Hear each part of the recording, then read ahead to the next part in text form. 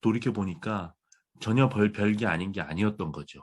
네, 그것 네. 때문에 정말 운동도 하기 싫고 살기가 싫을 정도로. 그래서 음, 이 일을 더 이상 참을 수 없어서 공론화 시켜야겠다라고 해서 문제를 제기했을 때는 이제 대신 자식이 부모님한테 완전 마음이 떠난, 얘기를 음, 하려고 하지 않는. 그래서 음, 그게 너무 가슴 아프다 이렇게 하는 말씀하시는 아버님도 제가 그 통화를 한번 한 적이 있었거든요. 되게 중요한 이야기라고 생각되는데요. 일단 자식이 가장 트라우마로 갖게 되는 건 내 부모가 나를 보호해주지 못했어. 이거가 굉장히 큰 트라우마가 돼요. 음, 그러니까 부모 역할을 한다라는 건 어떤 경우에도 이 아이들이 성인이 되기 전, 뭐 성인이 되고 나서도 부모는 계속 그 역할을 하긴 하지만 특히 그 민감한 시기, 성이 되기 전에 그 시기에 이 아이 자기한테 일어난 일을 부모가 몰랐다든지 아니면 알렸는데도 제대로 처리를 못했다든지 이게 평생 트라우마예요.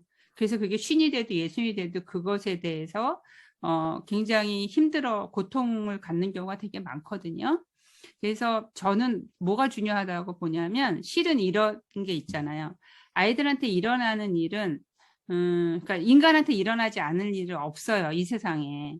근데 특히 이 아이들 그 충동적인 그 시기에 일어나는 일들을 부모가 빨리 알면 손을 쓸 수가 있죠. 그러니까 이제 지나고 나서보다도 빨리 알았을 때 부모들의 방법이 있고 부모들의 지혜가 있단 말이에요. 어른의 지혜가. 그런데 문제는 이 아이들이 내 부모가 무서워서 그것을 먼저 표현하지 못하고 일이 계속 자기가 어떻게 처리해 보려고 일이 계속 진행되는 경우가 제일 골치가 아프더라고요. 해결을 할 때. 그래서 제일 중요한 거는 평상시에 어떤 이야기도 어머니나 아버지한테는 할 수가 있어야지 돼요. 실제로. 그 무슨 이야기도. 근데 그 내가 뭔가를 이야기를 했을 때 엄마가 너무 걱정을 한다든지 아들들은 엄마들 한숨소리, 엄마들 우는 거 제일 싫어하거든요. 엄마가 흥분해서 울어버린다든지 아니면은 어쩔 줄 몰라 한다든지 이제 이러면 이 엄마에 대한 신뢰가 없잖아요. 그럼 엄마한테 얘기 안 하게 돼요. 그래서 엄마한테 얘기 안 하고 아빠한테 이야기하면 되는데 아빠한테 또 혼나. 아니면 맞아. 뭐 훈계만 당해. 뭐 이러면 또 이제 그 아빠한테도 입을 닫는 경우들이 되거든요. 그래서 우리가 부모 노릇을 한다라는 건 좀 강건해질 필요가 있는데 어떤 일도 일어나는데 그 일에서 벗어나는 방법은 매몰되지 않는 거예요. 엄마 아빠가 정신을 못 차리면 안 되거든요.